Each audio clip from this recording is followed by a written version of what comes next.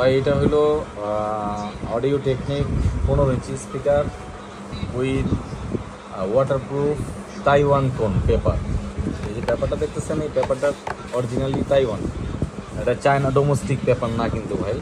অনেকে স্পিকার আনে, আমরা যেগুলো RCF বিক্রি করি, ম্যাক্সিমাম স্পিকারগুলো হলো চাইনিজ ডোমেস্টিক, আর এই পেপারগুলো কোম্পানি তাইওয়ান থেকে কিনে, এবং এটা সম্পূর্ণ ওয়াটারপ্রুফ। মানে ফিনিশিংটা একটু দেখলে বুঝতে পারবেন।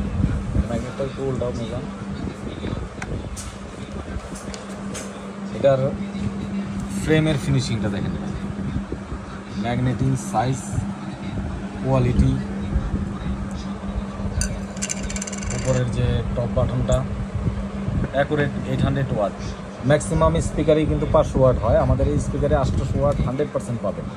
এটা নিয়ে কোনো কনফিউশন নেই, আনডাউটলি খুব ভালো জিনিস। এবং এটার ওয়েট অনেক, ওটাও তো অনেক ওয়েট মার্কেটের লোকাল মালের সাথে কোনোভাবেই মিলবে না। আর আপনারা জানেন আমাদের মালের কোয়ালিটির ব্যাপারে।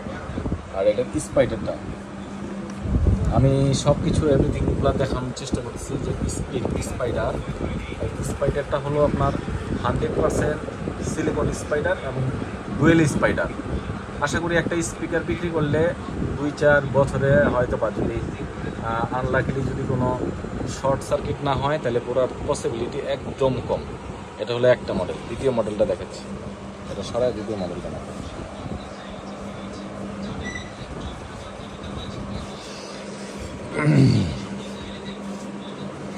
ভাইজান দেখেন, এটাও 800 ওয়াট ফুল ব্ল্যাকউড ম্যাগনেট। বডির কনফিগারেশন দেখেন অনেক হ্যাভি, ম্যাগনেট কনফিগারেশন দেখেন অনেক হ্যাভি। আমি আপনাকে এই পর্যায়ক্রমে স্পাইডার কোয়ালিটি, পেপার কোয়ালিটি দেখাচ্ছি। ফিনিশিংটার দিকে একটু লুকিং করেন, টুস্টার দিকে দেখেন 100% কপারের, এবং সব কিছু ভাই ভালো।